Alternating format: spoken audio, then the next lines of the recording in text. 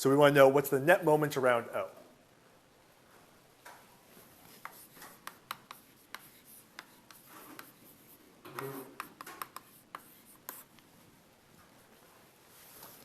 So sum of moments around that point O.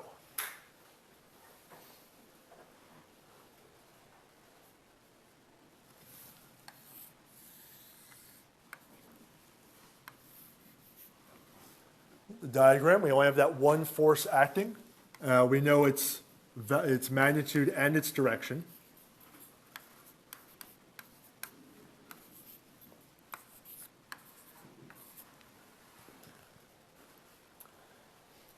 So we want to know, due to this one force, what's the net moment around point O.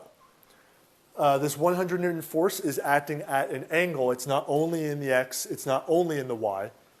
So what we can do when we get to the step where we want to sum the moments around that point O, it's not equal to 0. We are not assuming it's in equilibrium. We're just finding what it is equal to. So again, it is just the force times the perpendicular distance. So if we knew this distance here, it would be 100 times that distance and we would be done.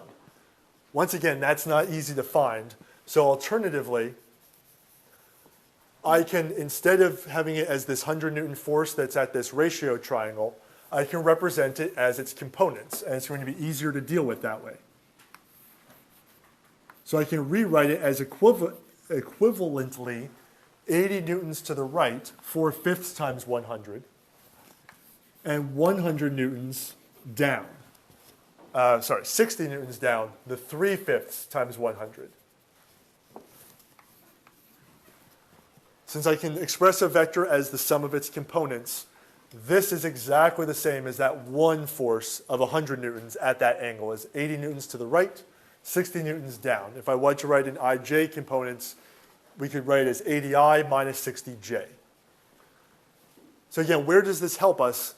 These are usually easier measures to find. So there's going to be a moment contribution from the 80 Newton force and a moment contribution from the 60 Newton force. So the order we do it in really doesn't matter. I'll start with the 80 newtons. So it's horizontal, so I want to find the distance between it and the horizontal line that goes through point O. Right, so what will, so that's 80 newtons. What is the distance between the 80 Newton force, the perpendicular distance between the 80 Newton force and the horizontal line going through O? It's actually a vertical distance we're looking for. Right, so between these two parallel lines, they're actually 2 meters apart. So the 80 gets multiplied by the 2 meters. That is its distance from point O. And does this create a positive or a negative moment around point O? Right, so just from the viewpoint of the 80, holding down on O, the paper would want to spin clockwise, which is negative. Now, separately, we see what's the contribution from the vertical component of 60 newtons. I'll point out here, kind of glossed over in the last example, I'm only using magnitudes for my forces. The signs are going to be determined only by clockwise, counterclockwise. When I'm summing forces, that's where I do need to be concerned with, is it along the positive x direction or the negative x direction. Right, so the 60 newtons is going to be multiplied by the distance between, again, a line parallel to it that goes through O and the 60. So for this, I want to use that distance as the perpendicular distance. Right, so this one I use 5. So we see that each component of it, in this case, had a different distance that we used. And is this positive or negative around point O? Right, also negative. Right, so that's the one force. I broke it down into its two components.